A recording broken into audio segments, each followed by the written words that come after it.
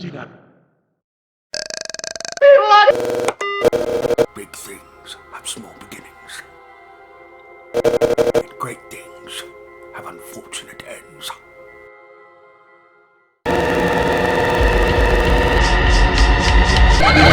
Right. What's going on there, friends and neighbors? I am ShinRobjira. Welcome to the beginning of the end of NECA Godzilla. You can always return to us. Not the official title of this now tetralogy. This series of 3 reviews will be the final new NECA Godzilla reviews that I'll be doing on this channel. It'll consist of this repaint, the 89 repaint, and the reissue of 2014, which was also my very first NECA Godzilla figure ever. So with that being said and getting that done and out of the way, let's take a look at this box, let's take a look at this figure, and then you can all be on your merry way and never have to return here ever again. Please always come back. Up first, we have some quality box. On the front of this quality box, we have Godzilla screaming out in pain, Mothra, and Mecha Godzilla looking like a Terminator. Godzilla, Mothra, Mecha Godzilla, Tokyo, SOS. On the side, we got the same thing. On the other side, we have the same thing. And on the back, we have a couple of images of our newly painted boy, including a read-up. On the inside, we have a lovely image over there of the Tokyo Tower at night. The instructions are actually still in there. And, of course, we have an image of our Maser Cannon Hyper Blaster boy. He looks so nice. And, you know, looking around the box over here, we've got Maser Cannon Blast that could be mistaken for Anime Ghidorah. Whoa! Here's the top of the box, and let's get started. Yes, that hit me in the face. And here he is in all of his repainted glory. Now, there's a couple of more little added ticks to this paint job that I really didn't notice upon getting him out of the box for the first time. Mostly because I was kind of unboxing him in a very poorly lit area of my apartment, because, you know, I didn't feel like being a part of society just yet. But we'll get to that in due time. Up first, I just want to cover articulation again, since I've technically already covered articulation in the original video, and then we'll get into paint and detail and all that. So, starting at the head, where else would you go instead? The head can go all the way around. It can look up about that far, can look down about that far, which isn't that far, and the mouth may open and close. The neck yeah,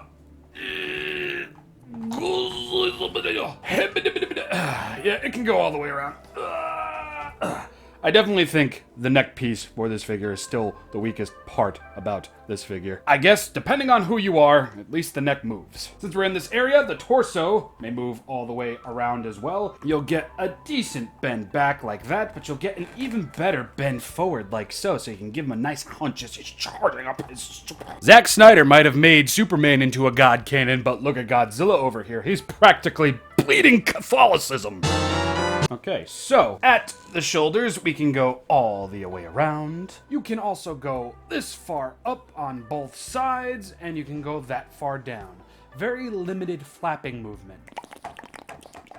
At the elbow, we will have a swivel showing off some of that lovely paint, and we'll also have a bend at the elbow as well. Swivelier at the wrist, and you will have a nice bend at the wrist as well, up and down, like so. And at Godzilla's little palm over here, his little clawed paw, you'll be able to open up his hand this much, and you'll be able to close it that much as well. I'm being very delicate with this because upon getting this thing out of the box, this little part right here wasn't even fully attached to a little nub in the center over here. As you can see here, it's kind of like, you know, slightly askew, but I fixed it. Hot air, as they say. If anybody caught that reference from Bionicle, you are a god. Any-hooser, when it comes to the legs may move all the way around at the thigh. When it comes to the knee, you're going to get a very nice kick forward. You are going to get a decent bend back. Swivelier at the ankle. Not too crazy of a pivot, but the pivot does exist. Just look at that swivel. You will be able to spin the tail all the way around for all of its segmentation. Just look at this tail. It practically takes up the entire field of view. It's also longer than my perilous journey to find companionship. And while I still have this above shot here, you can see all the different movements that the tail is capable of, and the bendy wire at the tip getting the perfect curve, the curse of curves. So we can do that on both sides. Look at that, look at that. Do a little bendy at the wire, and there you go. And For the most part, it can hold its pose. This is a little bit inferior to the original, and that is why. I haven't seen many reports of this with other people, but I had an issue getting the tail on and keeping it on. This isn't too hard to put on. Just like that. Unfortunately, this guy's got a bit of a loose fit when it comes to the tail, but I have a feeling that might just be me. It might just be an isolated incident. We shall see. Yes, this is still a hybrid tail. Probably NECA's best tail ever. Segmentation with a little bit of bendy wire at the tip. I love it. I absolutely love it. This truly would have been the norm had NECA been able to continue, and I would have been perfectly fine with it. Anyway, let's get to the real reason why you're all here. Bang! I've got the gift of one-liners, and GOJI's got the curse of curves. Just look at those thighs! Earlier in the video, I talked about noticing certain colors and things on this figure that I really didn't notice in the promo art. Now, I just might be blind as a bat and not able to pay attention too long, but I had no idea there would be bits of this dark navy-ish purple violet blue on this figure at all. Is that accurate? I have no idea, but it's a very interesting take. You know, I really don't go about watching Godzilla against Mecha Godzilla and Godzilla Tokyo SOS too much, so I am a little bit behind in terms of what would be considered an accurate paint job for when Godzilla's getting blasted by a maser cannon, but this is just very, very cool. It's nice. I'm happy that there is this very mustardy brown on the figure along with these bright yellows, because it really does put into perspective just all of the different colors that would be going on when Godzilla's getting shot by lightning cannon things. You understand what I mean? It's like you'd think, okay, maybe this, that, and the third, but you wouldn't think of these, the fourths over here. That random color that just adds a little bit of... Do you hear the viscosity of that?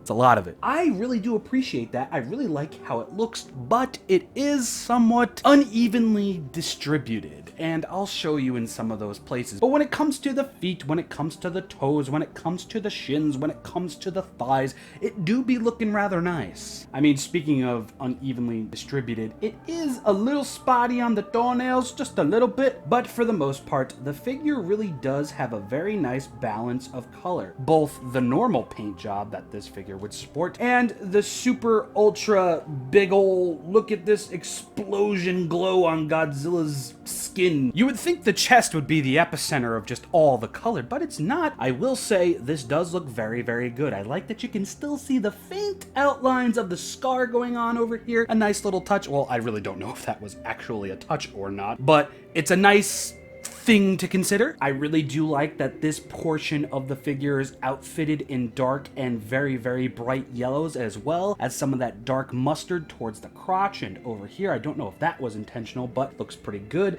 It does break the flow of this up just a teens, but it still be looking nice. Before I move on to the insides of the arms, I really do like that you are going to get this electricity crawling effect on the side of Godzilla, both on his neck, which I'll show in better detail soon, and on his hips and thighs over here. It's a very, very nice inclusion, and it makes nearly every portion of the figure interesting to look at. More so than, you know, just, oh, look at all this blue. I just like that it just spirals off like that. It's very, very nice.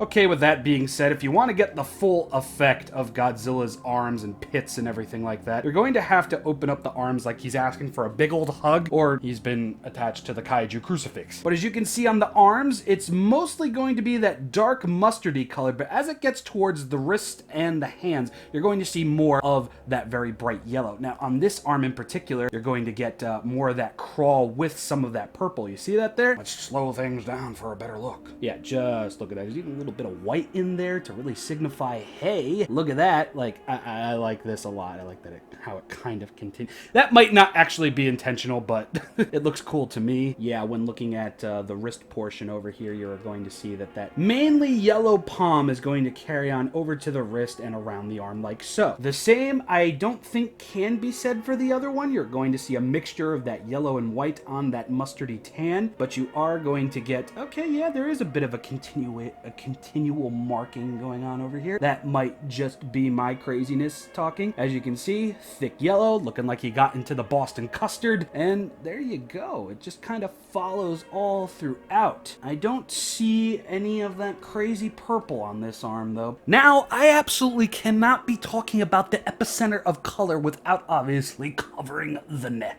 Oh, We've got a lot of that nice brown in between all the very deep and detailed bits, and then we've got a lot of the white and the yellow across all the ridges over here, and on the side of the neck, look at that. Oh, this is my favorite side to actually pose Godzilla from. And you know, I noticed that I talked about there not being a lot of that purple on this arm. Well, it turns out it's more so on this little hidden bit right here that'd be hidden under Godzilla's football neck guard thingies. Yeah, there's a little bit over here because it does carry out over here, like it's coming downward this way. So maybe like, well, you see, you can't even really tell, but I love this. I really, and it's crazy because there's so much that I love about this figure. It doesn't stop here. You already know what I'm talking about. I'll get to that very, very soon. But yeah, I just love that crawling effect that the yellow paint has. And it's very bright. It's noticeable. You'll be able to notice this guy from across your collection room like, oh, golden blueberry Godzilla, that's you! That's disgusting. And as you can see under his lower jaw here, it'll be caked with that yellow as well. And of course, you're going to get some more yellow around Godzilla's mouth as well, which really does look like he bit into a very fresh and hot giant pretzel just coated in the mustard. To each their own. You might not like it. I really do. I like that the glow is really emanating just all over Godzilla's underside. And thankfully, it really doesn't affect anything inside of the mouth as well. And I would like to say, yeah, I do believe the eye paint on this version is a little bit more on the straighter side. Or I'm just insane. I don't know. Now, you all know I was a massive fan of NECA's Atomic Blast Godzilla 2019 figure just because of all those crazy blues. Well, those crazy blues, turquoises, and all those different variants have made a return on this figure's charged up dorsal fins. Well, just look at it. This looks awesome. It looks so awesome that I really do wish all of the dorsal fins were painted like that. I am only noticing now, but there is a bit of extra paint on this dorsal fin right here. And that's solid. That's not something I can actually peel. Oh, never mind. Got it. Wowzers. I just made a mess of my trousers. But something that I also love about this is that there is residual glowing on the back and on other dorsal fins around it. So you are going to get not only double-sided blues, but you are going to get it on the back, and you are going to get it on other dorsal fins as well, much like this one. I do feel like this dorsal fin could have used a little bit more blue, at least at its underside over here, but beggar can't be chooser. I just really, really like that. I like that it's a very dull residual glow and everything, and I like that it does continue in more than one place on the figure. I'm even noticing a little bit of yellow on there. That is probably a mistake. Yeah, this be looking heckin' nice. Very, very heckin' nice. There's more of that purple I was talking about earlier. But yes, I really do love the way this thing glows. I like how it glistens in the light. That metallic that they use on this, I don't know if it's technically a metallic paint or a metallic finish for these things, but it looks amazing. And if NECA were to ever come back, I would accept a repaint of the original version just with all of these just glowing up with a breath effect piece. I would consider that a very much appreciated release if it were to ever happen. So I know I actually missed a couple of areas when it comes to paint on here. I am trying to separate the legs as much as possible. Giggity. But as you can see on Godzilla, the underside of Godzilla's tail, he's got more of that purple, more of that mustard. Going through the crotch, the mustard's a little bit thicker and then it kind of fades off into this. Unfortunately, that awesome coloration will not be seen on the rest of the tail, which is perfectly fine. I don't think that would have made sense technically, but Now, before I might have mentioned a little something about that purple being unevenly distributed, the one area on mine that didn't get it too evenly was on the claws over here. As you can see, this one's got a decent portion of it on the claws over here, not so much on that one, and absolutely nothing like that on these, which leads me to believe this might have been a mistake, or maybe not, I don't know, but yeah, it kind of looks like he got hit with a Sharpie or something, or Godzilla was finger painting and he forgot to wash his hands before going out to destroy Tokyo. But overall, that's my only real major catch with this. Everything else I honestly really like. I do wish this figure came with a little bit more, but again, given NECA's time frame to actually finish and work on these things, I really can't be mad at it. But anyway, let's get into a size comparison. Hyper Maser Cannon Mustard Blast Godzilla with the original NECA 2003 Godzilla release. Super Mega Ultra Charged Mustard Man Godzilla with the Bandai Spirits Kaiju Raijin from Pacific Rim Uprising. I promise this review will be here by the end of the year. Transformers Siege War for Cybertron Megatron. Would anybody be interested in a review of that? Chunky Baby. Chunky Fire Daddy. Not that bad of a figure, but filled with flaws. Biolante Puke Boy. And that's that. Let's cut back to my face and end off the first episode of the finale trilogy. And that, friends and neighbors, as I've said so many times on this channel, is that. It's a wild and extremely colorful NECA repaint. I really do enjoy the bright yellows, the whites, the browns, the blues, and that weird shade of bluish purple that we found in accurate places and some random ass places. It's an enjoyable release from NECA, and I feel if they had a little bit more time to like really get the repaints out, I feel like we could have gotten maybe like a breath effect piece, maybe even a maser cannon. I feel like we could have gotten something more with this repaint, but then again, that's just me speculating. You know, we all know that NECA kinda had this unceremoniously dropped upon them, so anything that they might have been planning for this particular repaint definitely fell through in time, which I know we're all still very upset about. I mean, even me, despite liking the Playmates releases thus far, I have an issue with Toho waxing NECA off their list, but I have a feeling NECA could return back. But anyway,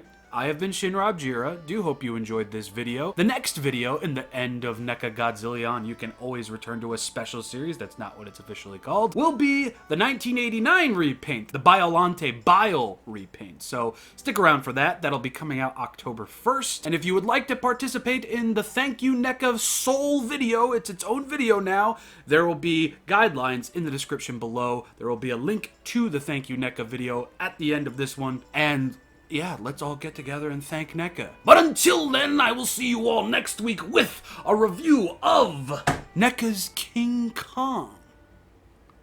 Are you ready for sleeping, Kong?